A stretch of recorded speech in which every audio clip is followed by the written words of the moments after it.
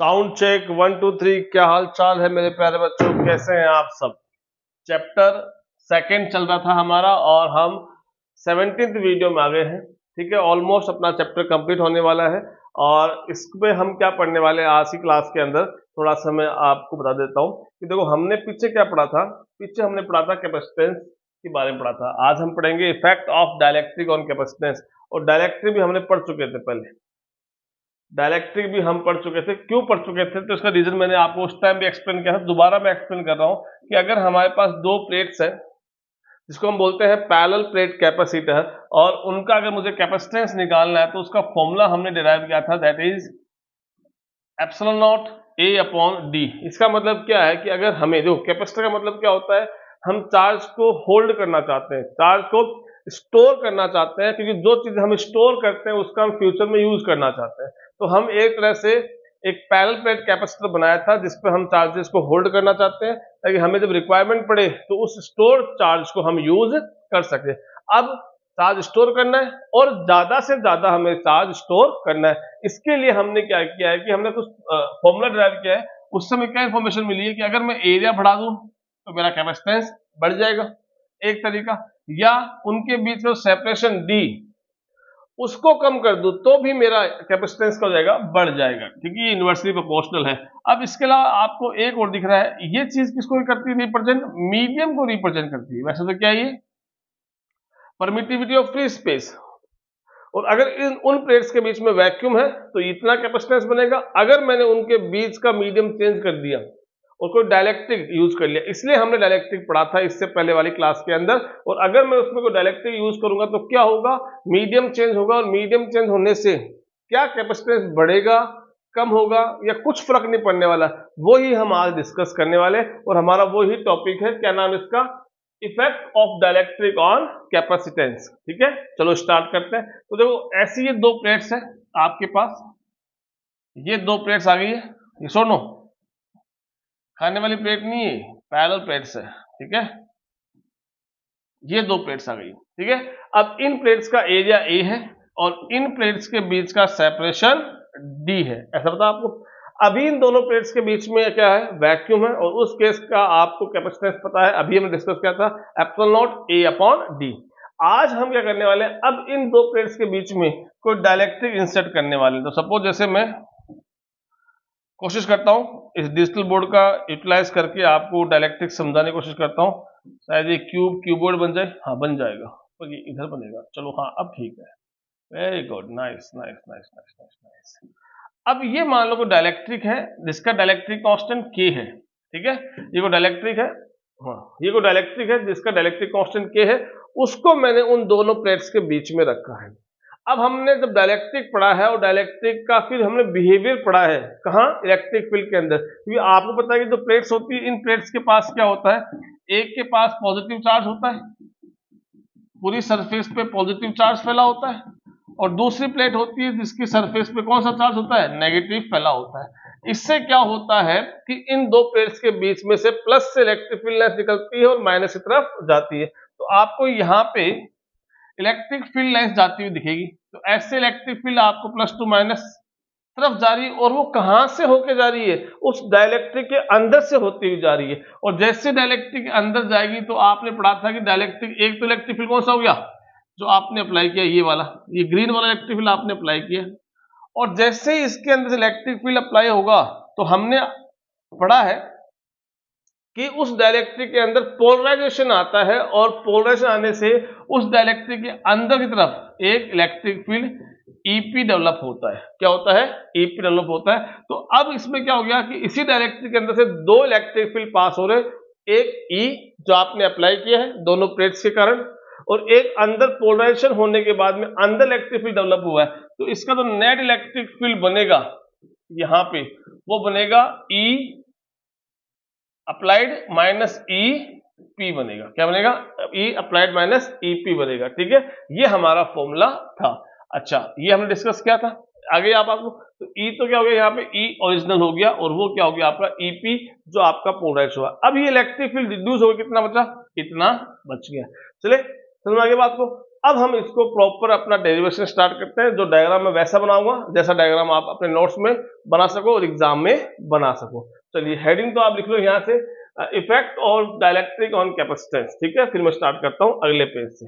तो सपोज अब वो प्लेट्स को मैं ऐसे शो कर रहा हूँ, तो दीज आर द प्लेट्स जिसके पास एक के पास प्लस चार्ज है और एक के पास माइनस चार्ज है, और इलेक्ट्रिक फील्ड आपका अप्लाइड ई नोट मान लीजिए, वो अंदर ऐसे बन रहा है, और इसके अंदर मैंने एक टी थिकनेस का,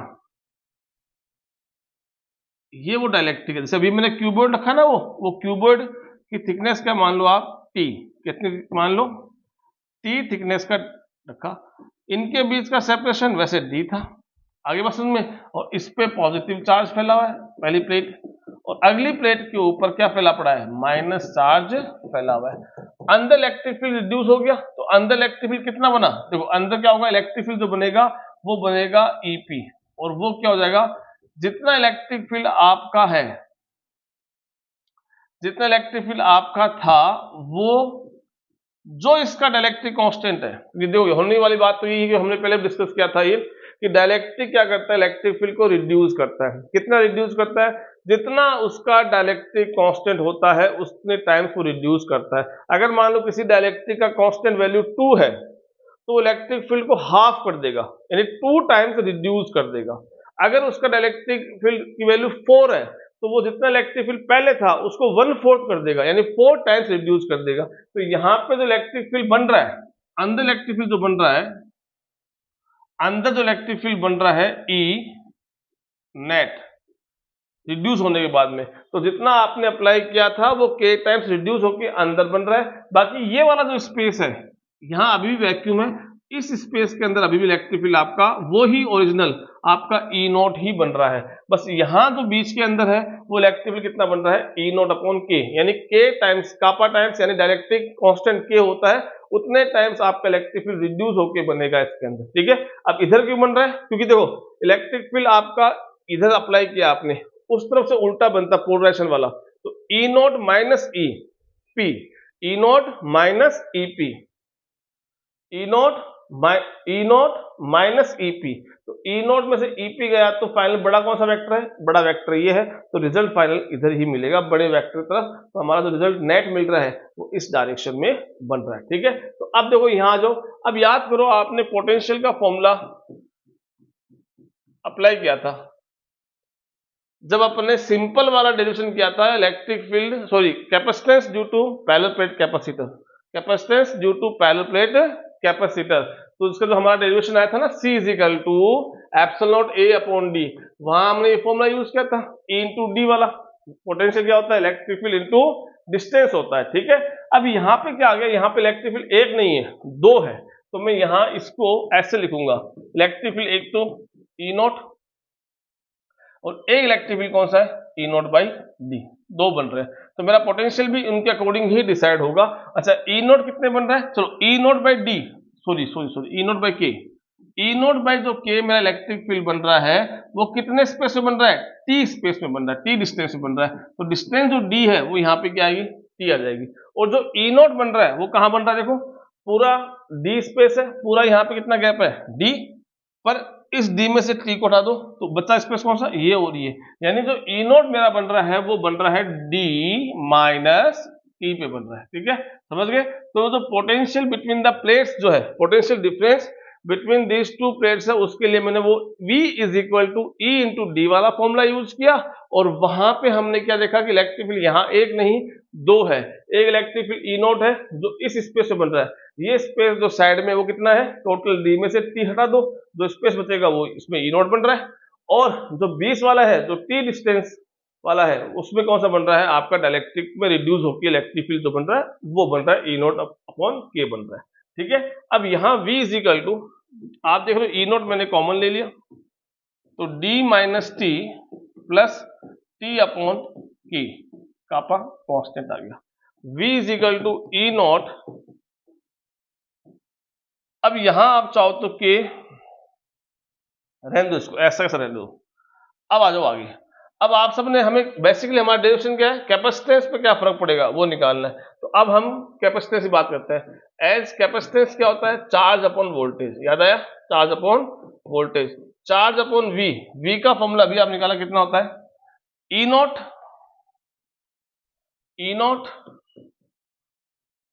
इंटू में कौन है, D minus T plus T upon के, E naught D minus T plus T upon की। ठीक है, अब यहां देखो इलेक्ट्रिक फील्ड जो ई नॉट है वो ओरिजिनल है, वो कौन सा इलेक्ट्रिक फील्ड है, याद करो कैपेसिटेंस के बीच में इलेक्ट्रिक फील्ड कितना बनता है, सिग्मा अपॉन एप्सिलॉन नॉट बनता है। अच्छा, सिग्मा क्या होता है, सरफेस चार्ज डेंसिटी यानी चार्ज अपॉन एरिया होता है।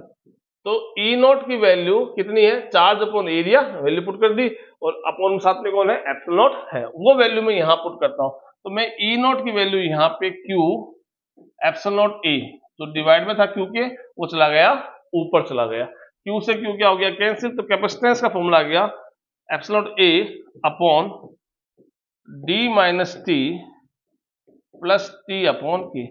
ये हमारा एक डेरिवेशन आ गया है कि अगर एक ऐसा डाइलेक्ट्रिक इंसर्ट किया जाए जिसकी थिकनेस टी हो, जिसका डाइलेक्ट्रिक कांस्टेंट के हो, तो उसका कैपेसिटेंस नया, अब उन्हीं प्लेट्स के बीच का जो कैपेसिटेंस नया जो आएगा वो कितना आएगा, वो इतना आएगा। आगे बात समझ में, लेकिन अब यहां से अभी हमें क्लियर नहीं हो रहा है कि कैपेसिटेंस बढ़ा कि डिक्रीज हुआ।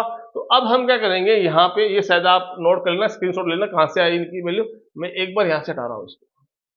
तो अब यहां से आप क्या देखोगे कि सपोज मैंने डाइलेक्ट्रिक ऐसा इंसर्ट किया जिसकी थिकनेस, यानी ये जो टी थिकनेस थी, वो डायरेक्टली मैंने ऐसा इंसर्ट किया कि वो पूरा डायलेक्ट्रिक टी नहीं, पूरे डी वाली डिस्टेंस में, यानी पूरा प्लेट के बीच का जो स्पेस है, जितना भी स्पेस है पूरी प्लेट के बीच का पूरा ऑक्यूपाई कर ले, पूरा कवर कर ले। तो वो कब करेगा, जब इसकी थिकनेस इस गैप के बराबर होगी, यानी टी की वैल्यू डी के बराबर होगी। तो if T is equal to D, अब वैल्यू पुट करो, C is equal to epsilon naught A D minus D, zero हो गया, क्योंकि टी की वैल्यू कितनी है, D, D minus D zero हो गया, तो क्या बचा, टी अपॉन, अच्छा टी की वैल्यू क्या करते हैं, यहां भी, यहां तो जीरो गई, यहां डी बच गया, तो डी अपॉन के, तो डी अपॉन के चला गया ऊपर।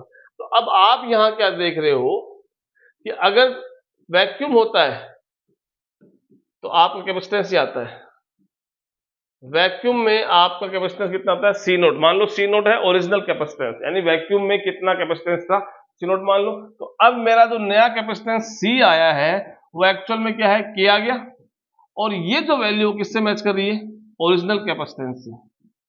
ये चीज क्या बता रही है, अगर मान लो आपने एक ऐसा डायरेक्ट्रिक इंसर्ट कर दिया जिसका डायरेक्ट्रिक कांस्टेंट 2 है, तो जितना सपोज आपका पहले कैपेसिटेंस 10 माइक्रोफेराड था, सपोज 10 माइक्रोफेराड था, 10 माइक्रोफेराड था, तो अब क्या होगा, जैसे ही आप उसके अंदर एक ऐसा डाइलेक्ट्रिक इंसर्ट करेंगे जिसका डाइलेक्ट्रिक कांस्टेंट 2 है, तो वो 10 से उसका कैपेसिटेंस कितना कर देगा, 20 कर देगा।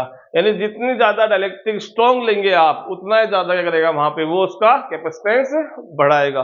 तो यहां से क्लियर हो रहा है कि मीडियम चेंज करेंगे, डाइलेक्ट्रिक इंसर्ट करेंगे, तो हमारा क्या होगा, कैपेसिटेंस और बढ़ेगा, ठीक है, जितना वैक्यूम में है। ठीक है, तो आई होप आपको ये समझ में आया होगा।